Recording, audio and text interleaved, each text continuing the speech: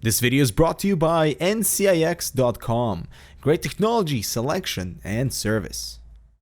Hello everyone, I'm Dmitry with Canucks and welcome to another video review. Today we've got something exciting. Today we're taking a look at the latest Maxwell GPU from NVIDIA. This is the GTX 960.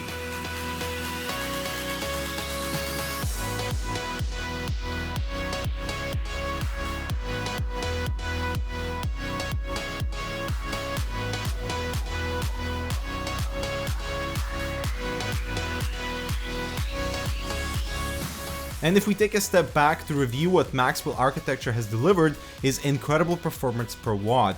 And the GTX 960 is continuing that trend with a TDP of only 120 watts. And to put that in perspective, the R9 285, the closest AMD GPU in performance and price, has a TDP of 190 watts, while the GTX 980, NVIDIA's current flagship card, is rated at only 165 watts. This has to be mentioned because power efficiency of Maxwell architecture is totally outstanding and AMD is slightly lagging behind. Pricing wise, we are looking at $199 for the release of the GTX 960 with just slight markups for their board partners. This is right in line with AMD's offerings of the R9 285 and even the 280X that if you're just after pure raw performance, it's an excellent competitor. The EVGA GTX 960 super clocked, the card that we have here today, is a $10 premium due to its ACX 2.0 cooler. It comes factory overclocked at 1279 MHz on the core with 1342 boost clock.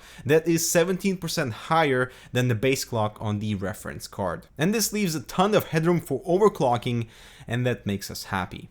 It ships with 10 24 CUDA cores and 8 streaming multiprocessing units, 2GB of GDDR5 memory on a 128-bit bus, and really aimed at hitting that sweet spot for 1080p gaming at an attractive price point. It still carries over all the features that were introduced with GTX 980, like MFAA, which is multi-frame sampled AA, dynamic super resolution, DirectX 12, G-Sync support, GeForce experience, a new H.265 encoder and a decoder, and it can output 4 4K displays simultaneously from a single card.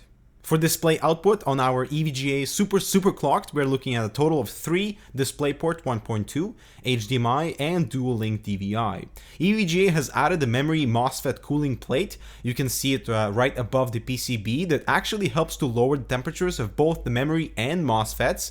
A backplate though is not included on this card, but the black PCB is still stealthy enough. Speaking of cooling, the ACX 2.0 is somewhat of an attractive cooler. You've got dual 80mm double ball bearing fans, an aluminum heatsink with 3 8mm heat pipes that run across the card, and the heat pipes are not bent, allowing more efficient cooling. The reference GTX 960 runs off a single 6-pin power, but with the added headroom for overclocking, the super clocked 960 requires an 8-pin for power. And I want to mention that it is closer to the center and slightly offset and is no longer at the edge of the card like we normally see. And one really awesome feature of the super clocked 960 is the quick switch dual BIOS.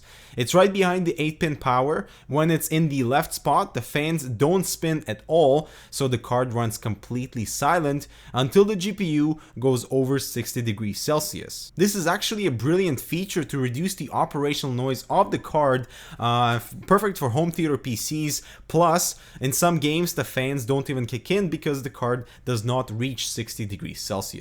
The right spot for the BIOS is the performance BIOS with a specific fan curve to spin at the lowest RPM possible when at idle.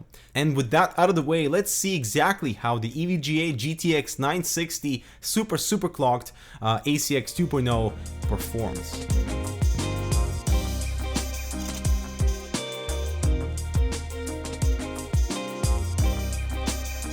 Now, one thing to keep in mind is our R9 285 Dual X from Sapphire is also factory overclocked. That would introduce about plus or minus 5% in performance compared to the reference R9 285. Looking at pure performance numbers, it's pretty much neck to neck with the R9 285, although it is lagging slightly behind the Dual X. Even when overclocked, I was able to reach stable speeds of 1555 MHz on the core with only a marginal performance gain compared to the 285 Dual X. Moving on to temperatures, 31 degrees at idle is outstanding, especially considering the fan wasn't even spinning. 72 degrees Celsius at load is still super fine, considering the thermal threshold of this card is 95C. At the end of the day, NVIDIA is here to move volumes, and this is their best chance targeting this price point and such excellent performance per watt. Users will appreciate the low power draw, cool operation, literally silent performance until 60 degrees Celsius, and all the added values like MFIA, dynamic super resolution, and G-Sync support. When looking at pure performance numbers, the R9 285 from Sapphire, this is the Dual X edition, puts on quite the fight, but at a significantly higher TDP and of course also slightly higher price point. But the latest Tonga GPU will have the support for upcoming FreeSync, of course Mantle is there, virtual super resolution, true audio, and gaming evolved. If your main purpose is 1080p gaming, or perhaps you're looking to upgrade from your GTX 560, 660, 760, then the GTX 960 is right in your valley. Especially a $10 premium for the EVGA GTX 960 super clocked ACX 2.0 is totally worth it over the reference card given all the added features. Well, that concludes this review. Let us know which side you are inclined to take, given the competition has sort of leveled off. But for you, GTX 960 or the R9 285? Let us know with the comment below.